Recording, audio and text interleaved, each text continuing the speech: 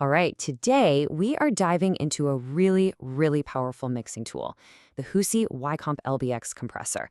We're going to take the user guide and turn it into a practical roadmap so you can start getting those pro-level sounds you're after.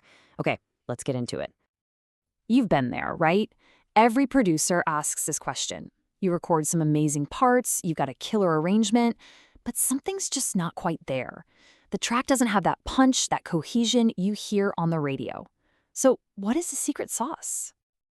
And that's it, right there. Seriously, the biggest difference between a raw demo and a finished master often just comes down to managing the loud and quiet parts of your song. It's about taming those wild peaks and bringing up all the juicy details so everything just sits together perfectly.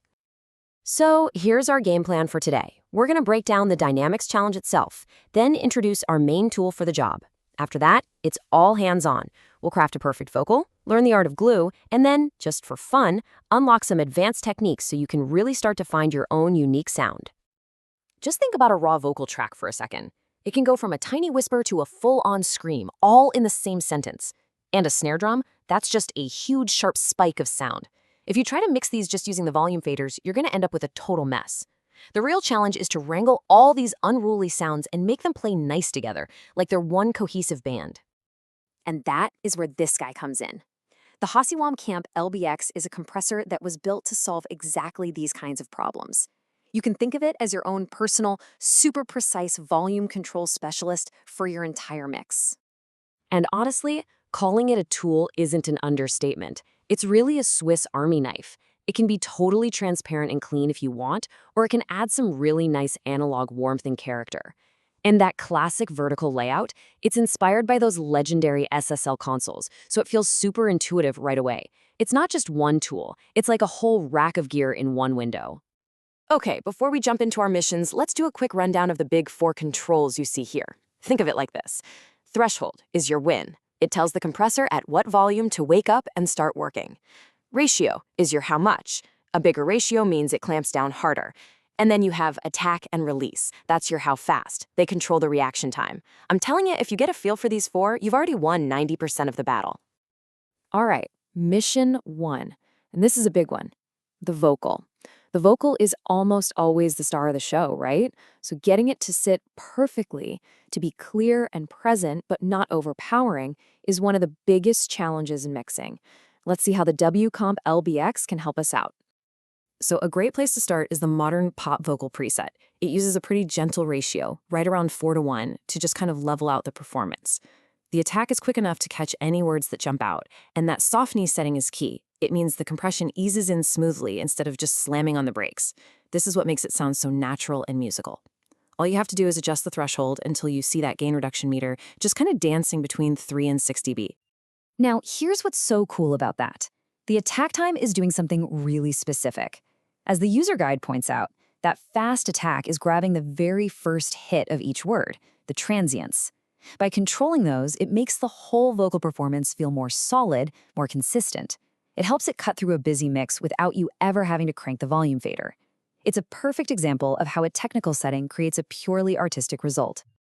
But this thing isn't just a hammer. It can also be a scalpel. Let's say your vocal has some of those really harsh S sounds, sibilants. Well, you can turn this compressor into a seriously high-end de-esser. The trick is to use the internal sidechain filter. You just set it to bandpass, then sweep the frequency around between 6 and 10 kilohertz until you find that nasty hissing sound.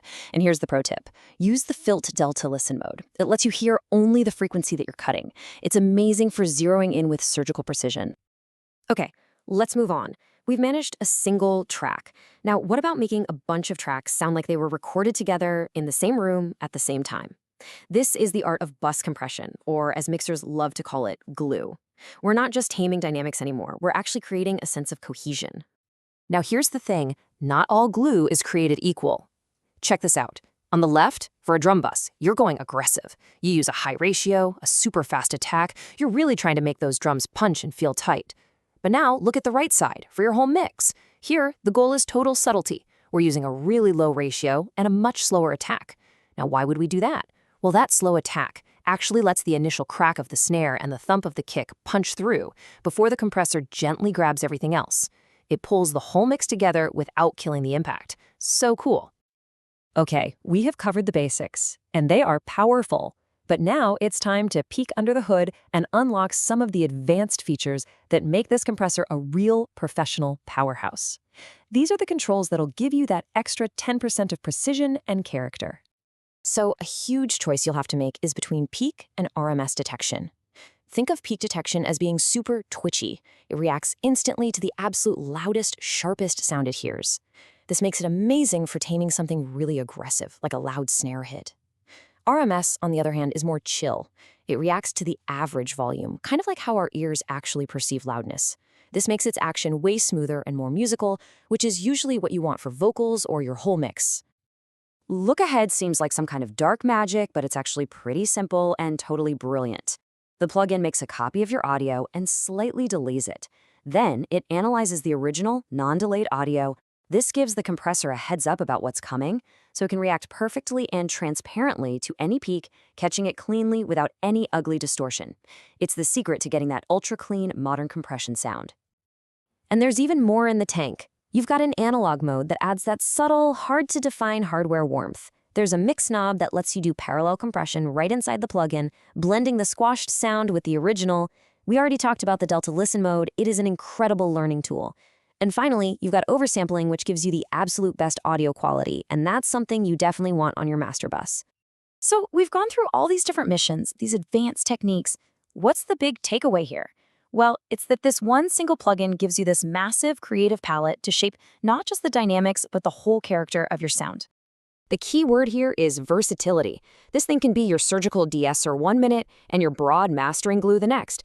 Features like Lookahead give you that technical perfection, while analog mode brings the vibe. And please, remember the most important tip of all. Start with a preset to get in the ballpark, but then close your eyes, listen, and tweak the controls until it just feels right for the song. So we've laid out the roadmap, and we've handed you the toolkit. From sculpting that perfect vocal to gluing your entire mix into a cohesive whole, the power to shape your sound is literally right there at your fingertips. The only real question left is, what are you going to do with it?